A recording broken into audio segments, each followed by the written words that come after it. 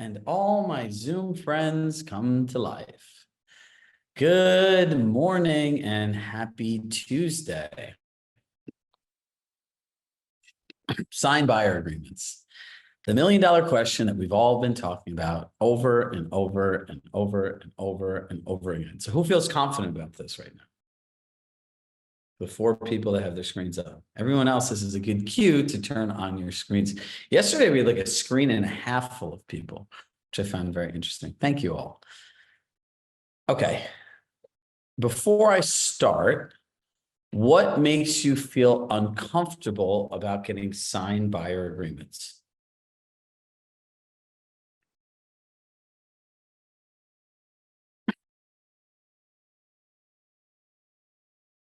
Hillary, you have to unmute yourself unless you're talking to somebody else. Yep, I got it. Morning. I can.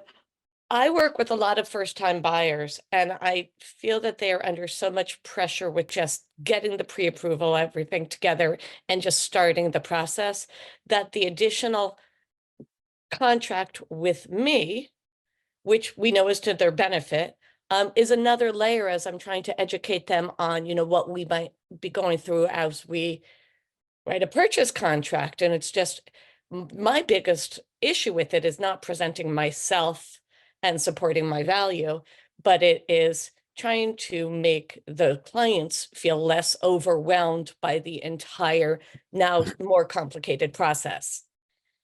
Perfect. I'm going to address that in Sarah's next. So the first thing is you have to separate the cart and the horse, meaning we all are used to just showing up on a buyer consultation and going through the whole thing and giving away all this information, correct? There has to be a clear line between unpaid and signed. So if I didn't have a signed contract with you, do you know what I'm not doing? Explaining to you a purchase and sales contract. So what's Googleable, you can share from your own context. You have to add value in a buyer's consultation. And a lot of it stems from understanding what your med C is and reintroducing it to parts into it. So a lot of this is rethinking how we communicate in this meeting with somebody. So in the end of anything, you ask yourself one simple question: what is the purpose of this meeting today? So is it an educational free seminar? So you got to remember, are you familiar with our Med C? That's what they're looking to do. And then you add in all of this other stuff on the first day. Some of these things need to be 2 meetings. And I'll challenge people in the amount of time that people want to put up front into doing this. If I'm sitting with a buyer today, and mind you, for many of you, you may or may not know this, I had a license for 14 years. I sold real estate. I've done open houses. I've done cold calling, you name it, I've tried it. So this is not something I'm just making up as a business coach that's never met your clients in your life. So the point is what is the purpose of the meeting? Right? Challenge yourself into that. Because what you don't want to do is give away a bunch of free information that's really valuable and overwhelm them and get them to a place that they can't make a decision and not help you and not help them. And you also have to realize, now that you are a paid service as you've always been, but you have to redo it differently, you have to approach it differently. I think the Jim Rohn quote is, you can, how does it go? You can always have more than you've got because you can always be more than you are. On the flip side of this coin, if you don't change who you are, you always have what you got. I think that's very fitting for what we're going through here. Does that make sense, Hillary? Who here has that same challenge as she does? I think everyone should raise it. Like, what exactly do I do? Sarah, what's yours? My challenge is how to, moving forward from that buyer, this 800,000 to 1.5. I've got a handful of those that even through the pre-approval process, we are really tight on what their budgets. So how to say, hi, moving forward in August, I need you to sign this document that says my fee is 2.5. They find my value at 2.5. But I need you to sign a document that says that you are covering that fee if the seller doesn't, and they just don't have the money to cover it. Okay, so there are a few different things. Number one, you're an investment, not a fee. A fee is a cost and a liability. So we can all practice the words, the investment for my services are blank. If you can't afford to stay in the Four Seasons, do they care? No, go somewhere else. The second thing is there are multiple different ways to get paid. And literally the choice becomes a few different choices. Number one, you can give them the list and show them all the little things you do. Remember the slick line? Have you ever wondered what an agent does in exchange for the compensation they receive? Hey, I just want to show you our internal list. There's so many stupid little things on here that are more for us. So I'm sorry you have a lot to read. And just say it like that. And really when they're reading it, they're like, holy shit, holy shit, holy shit. I can't do all this. I have a life. Number two, you can always request the money from the seller. The amount of people that are going to offer out nothing based on even other MLSs have had this happening for years are slim to none. It's not none, but it's a finite number. The third thing is you can build it into a concession. And the fourth thing is if you feel the value in making a $1 million+ investment is having professional representation, I can send you properties that have your fees covered, and any of them that don't, we could discuss what our options are. I get that, but how do you have them sign a document that says, and again, maybe I'm not understanding the document correctly, that I feel like we're having them sign a document that says they'll cover your 2.5 fee, even though, again, I know how to rework that. Like we can find these, we can do this. But I guess I'm sensitive because I think of legal documents and hi, you're going to cover my fee, but I'm going to find you things that cover my fee. Well, look, I don't know how this works in the real world, but in logic, which is often defined in the world we live in today, if I'm a buyer, there's a box that says, show me listings that only cover my fee. Show me listings that cover a portion of the fee. And show me listings that I would have to pay out of pocket. Which listings do you want to go see? Have them check a box. Mm-hmm. I would not buy a house without a real estate agent. So therefore, if I had to pay the money and I didn't have the money, I'd say, great, I want to go just see houses that cover my fees and I'm willing to be patient to do it because what I'm going to get out of this in support is far more than saving $20,000, $30,000.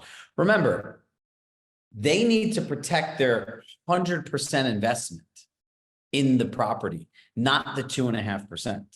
So you can literally, just like the price reduction script, right? What are you more concerned with? Maximizing your equity in this number or saving this much? You could say, look, the home you're buying is $1.5 million. What do you focus on protecting? The $1.5 million or $37,500? Mm-hmm. Right. So if it's really the case, everyone says they don't have the money, they just don't want to pay the money.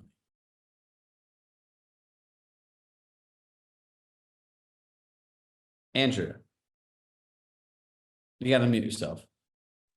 I was on the phone. Hi, good morning. I was on the phone last night at 8:30 with a client. We're in escrow and the house is flipped and we have a new disclosure, but it's not happening until July 1. Anyway, long story short, it was flipped completely without inspections. I'm sorry, permits, without permits. So I was trying to talk the guy out of buying it. If we rack up these horror stories to tell people, look, I had a client, he's investing $1.4 million in a house.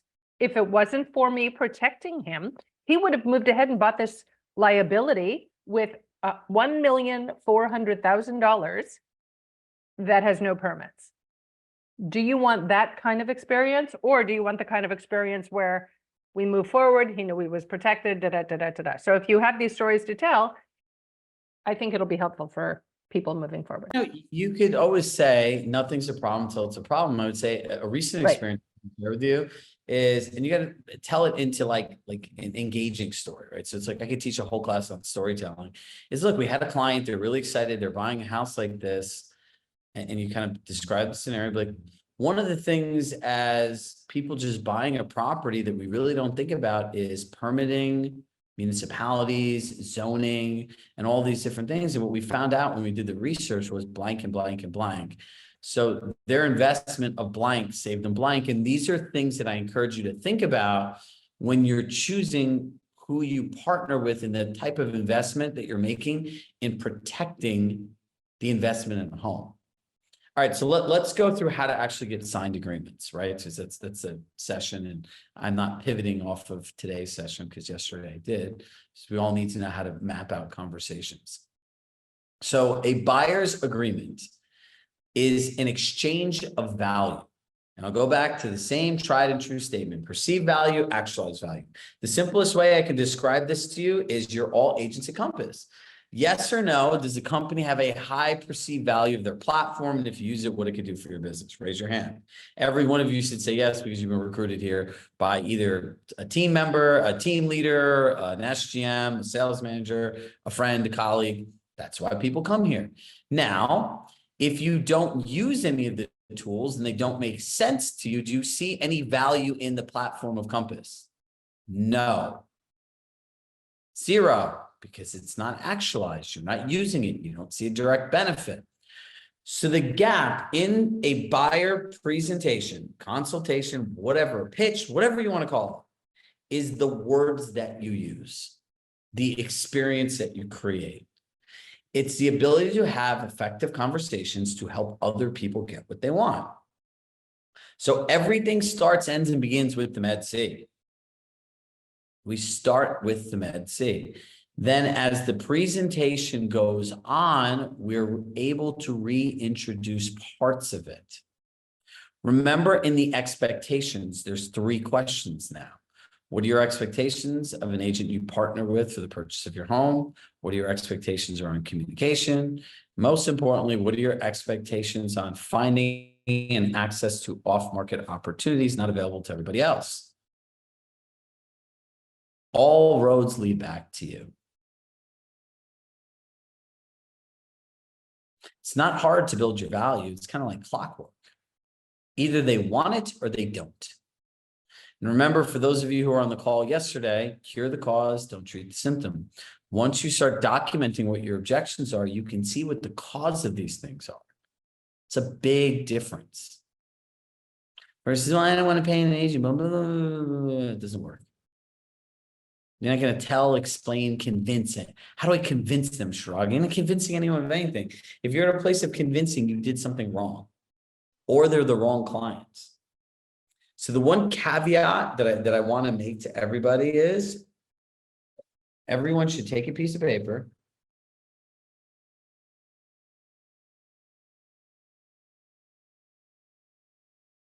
and make one of these T's. And on one side, it says, my ideal client.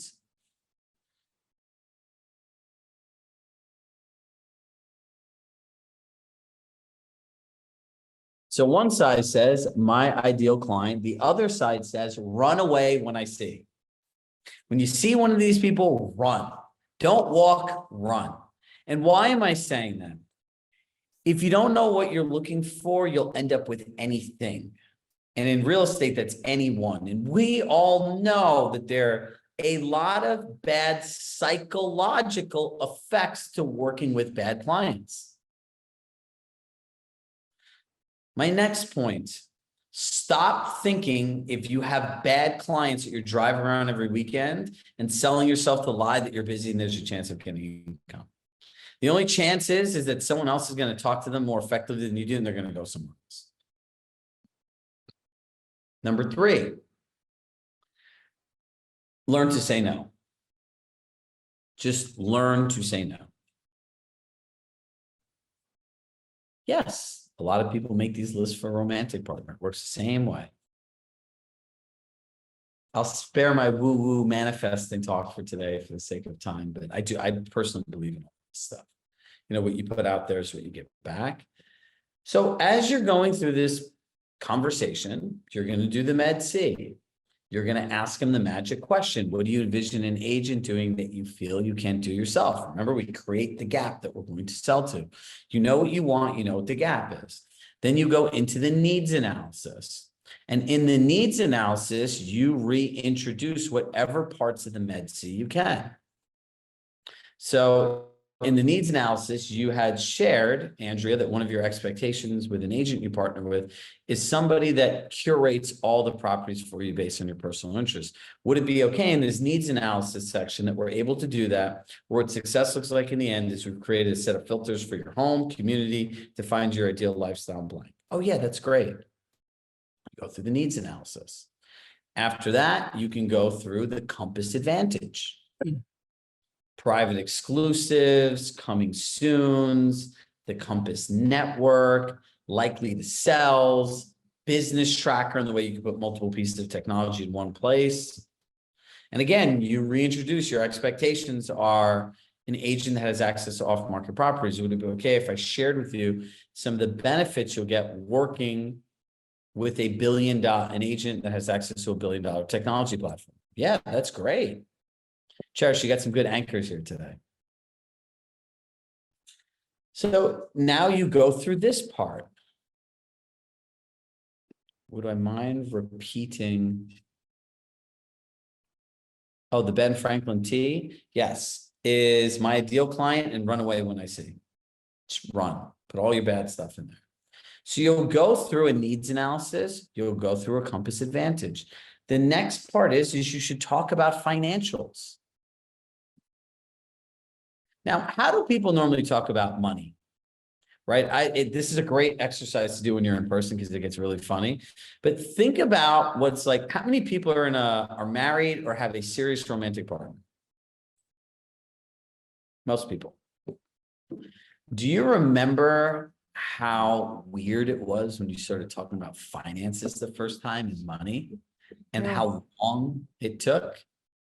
Well, Andrew, you specialize in divorce people, so you probably have a whole nother PhD in this, right? It's awkward. Now they just met you. How much money do you have? Have you been pre-approved? Do you have funds to close? Do you have funds to blah, blah, blah, blah, blah, blah, blah. Remember, be in agreement, always in their benefit. Does that really help them? No, it's actually really intrusive. If I just met somebody and they started asking me about my finances, I'm like a flag goes off in their head. Bad.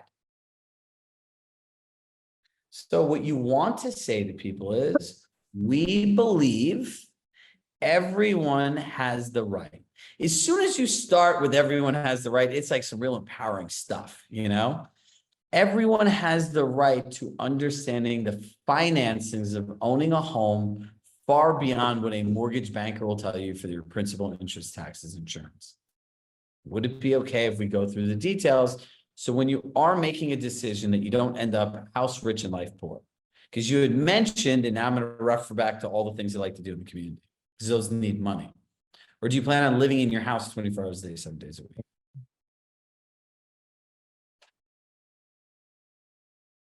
Can you repeat that? Yes. We believe everyone has the right to know the financials in purchasing and owning a home far beyond just what a mortgage banker will tell you, the principal, interest, tax, and insurance, so that you don't end up house rich and life poor.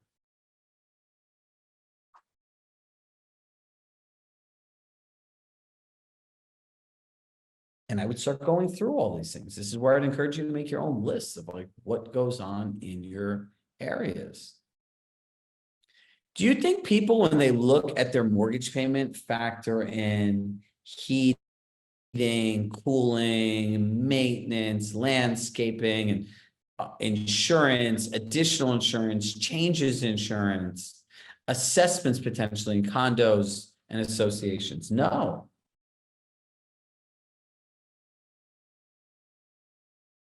Internet, food. Like this is where your personal budget meets your housing budget. Because here's the thing, in most Fannie Mae and Freddie Mac loans, they'll let you do 33% DTI on the front end. Do you guys all know the front end and back end ratios before I go through this? And anybody not know? Okay. So if you're making $10,000 a month, Michelle, the bank will allow you, there's a front end ratio and a back end ratio. The front end ratio is the maximum percentage to your gross income. So banks will go up to 30, some 35, but let's just say 33%. So they'll allow for the principal, interest, taxes, insurance to be 33% of your gross income. Now the back end ratio includes the front 33% plus any other liabilities you have. They only count the things that show up on your credit report. This is why this is so misleading. So somebody could end up with 40% of their income in front end and back end ratios. In California, you lose approximately 40% of your income to taxes, and you're only left with 20%. And that's for food, car, it's terrible.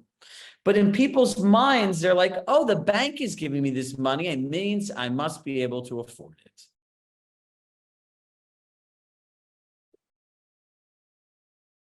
And then I would close. Am I walking them through the home buying process, the offer process, and everything else? I don't think so. I would make that part of the next steps. I've showed exceptional value in the financial and the search process and the customer service process. Why would you spend an hour teaching somebody how to buy a house when they haven't even agreed to work with you? Don't do it. And then the other part of this is, say they start asking. Someone give me somebody. Hold on, where's my friend who asked this question before? She's gone. Hillary, where are you? Oh, there you are. I'm gonna mute you. Welcome back. You got to mute yourself. All right, what's up? Say we went through this process that I just went through, and you're a buyer that now wants to know, well, what about the home buying and offer process and everything else? Go ahead. You can be the client, I'll be the agent. Okay. It's like, okay, so this is a lot for me to take in, and I really just thought I was coming to buy a house, and I'm nervous about buying a house, and I don't understand that process. Are you going to help me with that?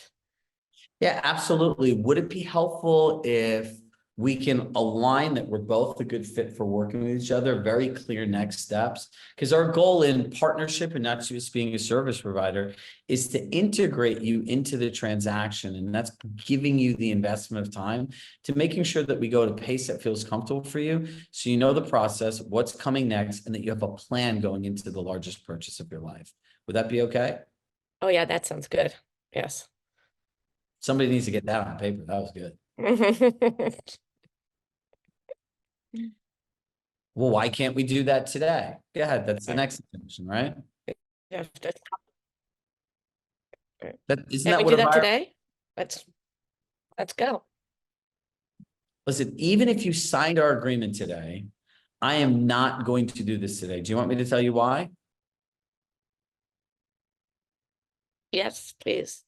It would be better for me and not better for you, as we've already taken the time in our calendar to meet with you today. You've already expressed that this is a lot of information. So what I think would be most helpful is, let us set up our collection so we can collaborate together.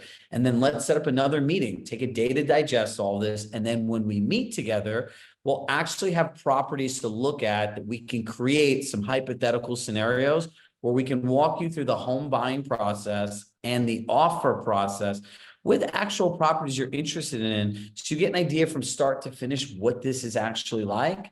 So when you're out shopping, you feel good about the experience and it's fun for you.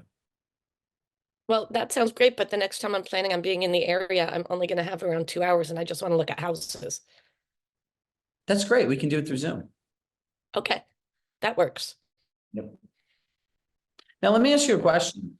Do you think it's more beneficial to have a plan on doing this, as you clearly express how overwhelming this is? Or do you just want to jump into buying a house, finding a house, and then when I share all the things that you have to do next, you're going to feel pressured, you're going to feel overwhelmed? And is that really the type of experience you're looking for when you spend $1 million? No, definitely not. But it's so fun to look at them online.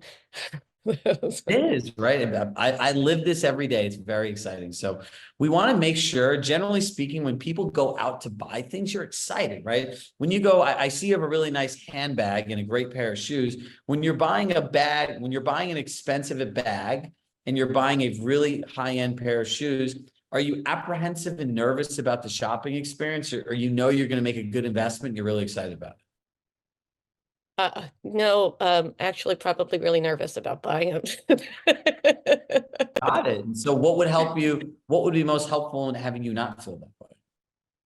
Just knowing that I'm gonna continually have enough, financial stability to cover the big expenses. That's it. And, So, and that's exactly why we went through the financial analysis, and we go slowly, and that, you're able to take in the financial portion, connect with your lender, look at your personal budget, bring that stuff to the next meeting. So when we find houses based on your pre-approval amount, that we could run them through what your actual life and costs would be living in these places versus you finding out after, which is something that we don't want any of our clients to experience. yeah, that would be horrible. Do you all see how much I made that about her? Sounds good. Now, here's the thing. This won't work every time because people want what they want. And if people don't want to work in a structured, organized way, please remind me how that generally goes for all of you and getting a check in me. It sucks.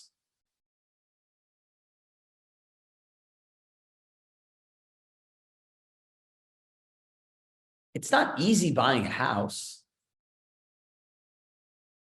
I tell people all the time recently, look, it was really eye-opening when I met somebody buying candy for my kids on the night before my birthday. At 7:30 was my birthday. My kids had school the next day. I'm like, you know what?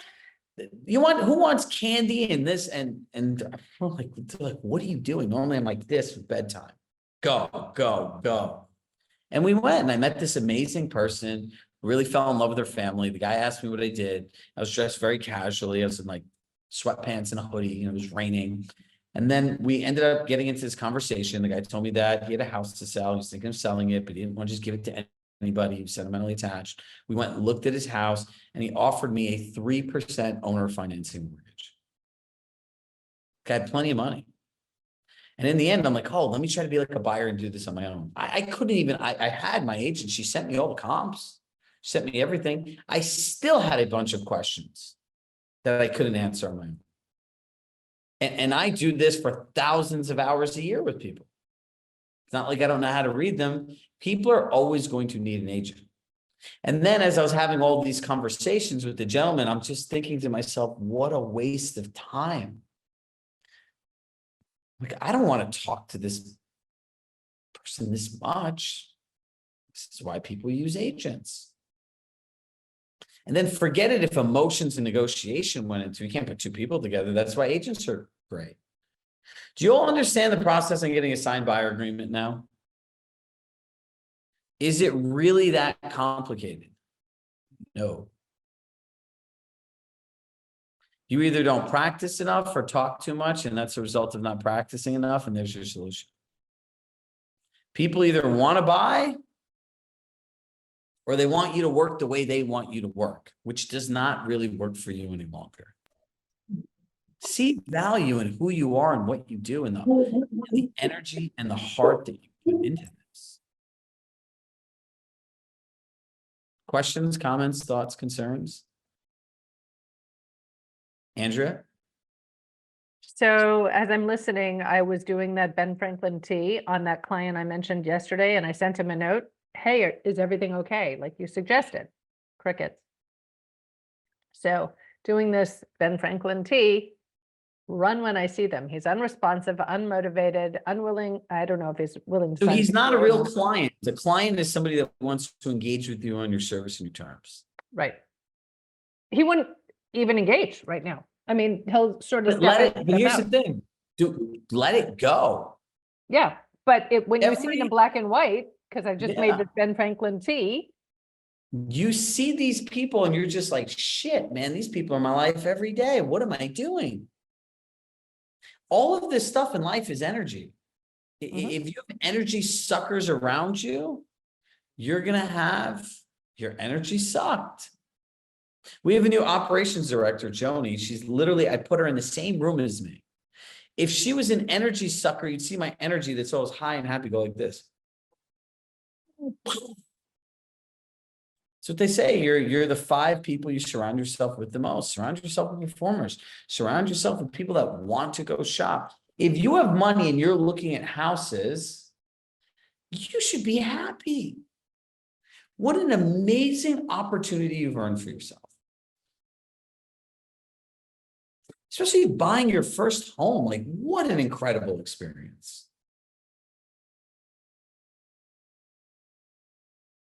On this last note, I will leave you with this. The thing that I am most excited about this week is my meeting with Cherish, Jody, Brad, and Martha.